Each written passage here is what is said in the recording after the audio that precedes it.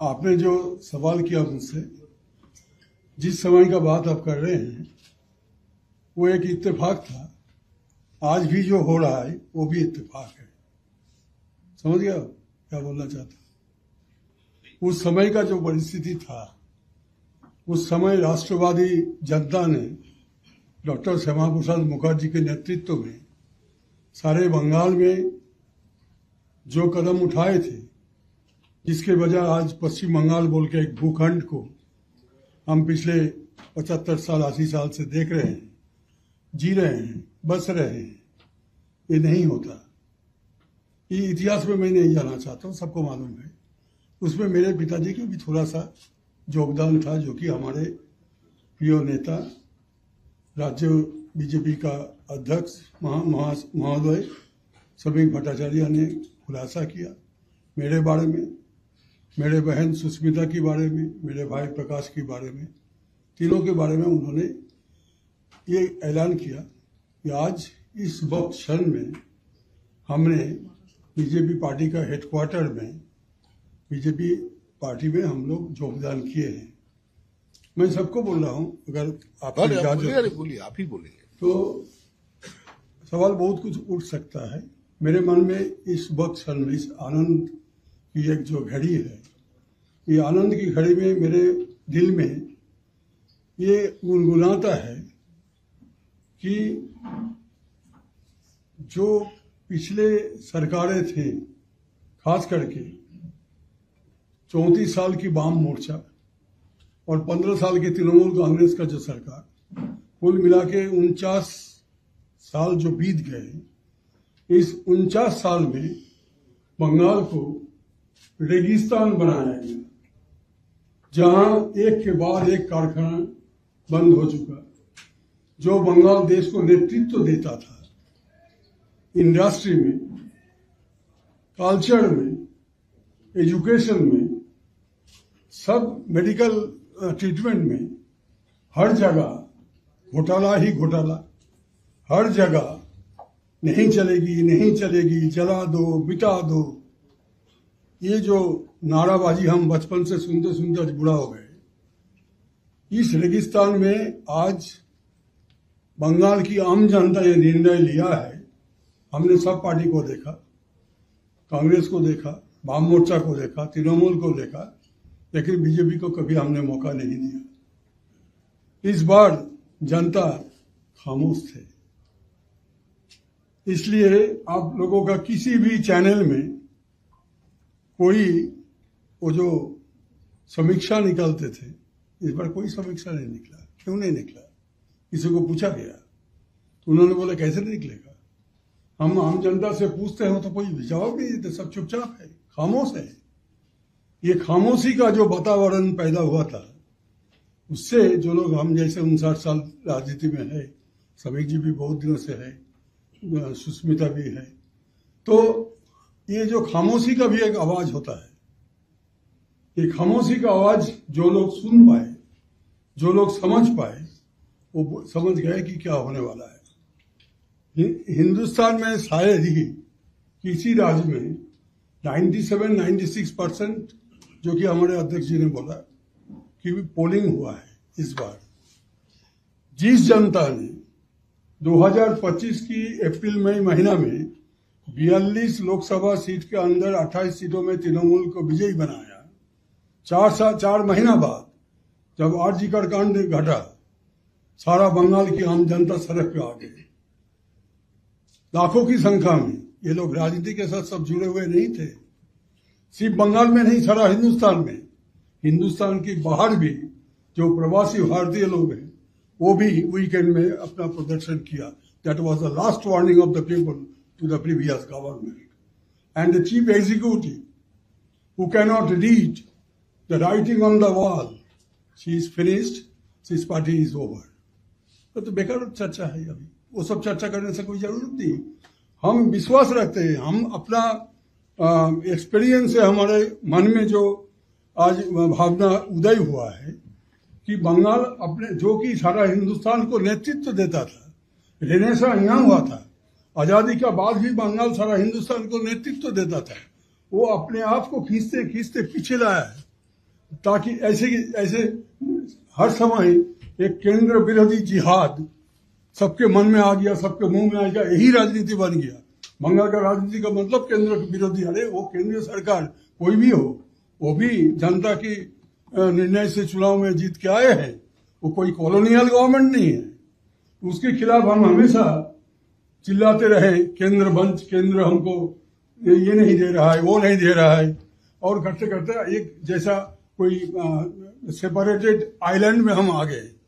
भारत की मैप से हम लोग थोड़ा बाहर आ गए, ऐसा महसूस होने लगा बहुत दिनों से।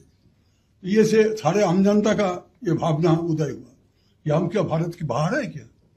हमेशा हर दूसरे राज्यों में शासक और विरोधी दोनों एक साथ केंद्र सरकार के पास जाते हैं अपने राज्य की उन्नयन के लिए, प्रगति के लिए, कोई कर्मसूची के लिए रूपायित करना है, वास्तवायित करना है, इसके लिए।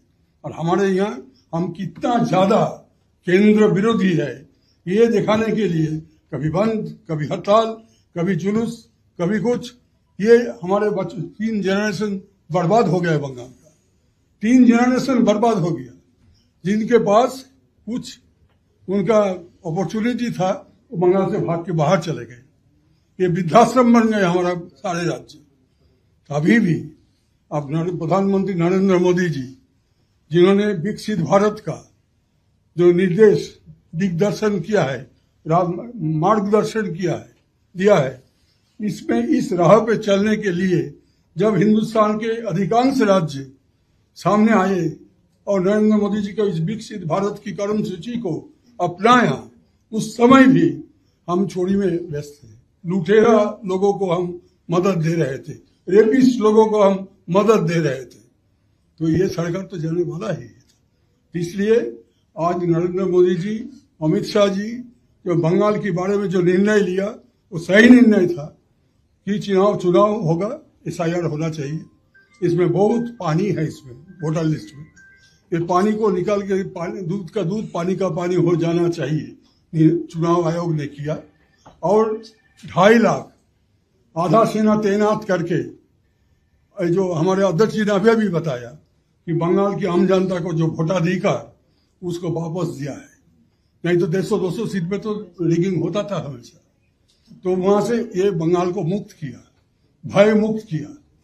और अभी जो सरकार शुभेंदु जी के नेतृत्व में आया है, जैसे कि श्रमिक जी और उनके जो साथी लोग हैं, पदाधिकारी है, शुभेंदु जी मुख्यमंत्री, उनका दूसरे मंत्री लोग हैं, मंत्रिमंडल में जो लोग हैं, संकल्प पत्र की जो है उसमें उसके हिसाब से वो लोग काम बहुत जल्दी से शुरू किया।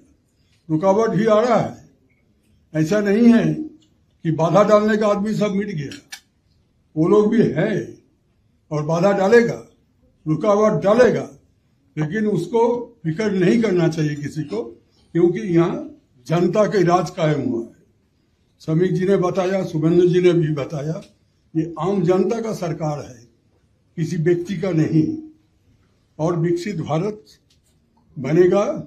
बंगाल को फिर से अगर इस रेगिस्तान में कोई ओएसिस बनेगा, मरुद्यान अगर बनता है, तो मेरे विचार से वही सबसे बड़ा काम होगा इस वक्त बंगाल के लिए। धन्यवाद। जो कुछ आपने देखा, बाहर से देखा ना, कि मैंने क्या किया, क्यों किया, कब किया, कैसे किया। हिंदुस्तान में 800 सांसद है कुल मिला के, लोकसभा और राज्यसभा।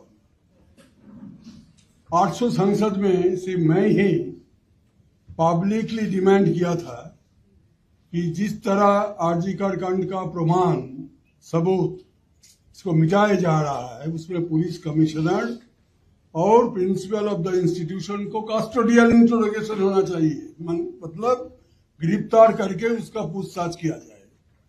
दूसरे किसी का हिम्मत नहीं हुआ था उस समय ये बात बोलने का। उसके बाद मैं अस्वस्थ था, बहुत ही सीख था। एक दिन में 2 बार हमको बुलाया गया लाल बाजार में नोटिस देके। मैंने मेडिकल सर्टिफिकेट भेजा, मैंने कभी नहीं बोला नहीं जाऊंगा। क्यों नहीं, हम चोर है क्या, डाकू है क्या, हम लाल बाजार दिखाता है हमको क्या डर है। लेकिन I was bedridden, I sent my medical testimonials, in spite of that those were not considered, then I had to move the Calcutta high court. और वहां पे आके मेरे बड़े भाई जो वकील है मुझ जैसा, उनको पकड़ के बोला कि आप वो ट्वीट को उठा लीजिए, हम भी केस उठा लेते हैं। तो मैंने देखा कि 33 लाख लोग मेरा ट्वीट देख चुका है, मेरा पर्पज सब हो गया। अब ट्वीट हटाने से भी कोई दिक्कत नहीं है। और मैं पीस मांगना चाहता हूँ, मेरे एक बेटी है, पोती है, हम हमारा पति गुजर गए 3 महीना पहले। अगर मैं भी गुजर गई हर रोज, उसके बावजूद भी 3 महीना 4 महीना लगातार मेरे टेलीफोन पर, मोबाइल पर धमकी आ रहा था कि हमको हत्या किया जाएगा, हमारा बेटी को, पोती को किडनैप किया जाएगा। ये क्या मैं ढोल बजा के सबको बोलूं? और किसके पास जाऊं? उस पुलिस के पास जो पुलिस एक दिन में हमको 2 बार सामन किया था लाल बाजार में। वो विचार देगा, हमको प्रोटेक्ट करेगा। हम तो समझ गया था, उसी समय रिजाइन कर सकता था, लेकिन हमको डर था कि शायद मुझे भी सुपारी किलर लगा के ये कत्ल कर सकता है। क्योंकि बंगाल में जैसे बीजेपी का 400 से अधिक कार्यकर्ता और समर्थक, उनका कत्ल किया गया। हमारा पार्टी का उस समय जो पार्टी था, उस समय पार्टी का भी वर्कर लोग को कत्ल किया गया। एक ही पार्टी का आदमी एक ही पार्टी को कत्ल कर रहा है।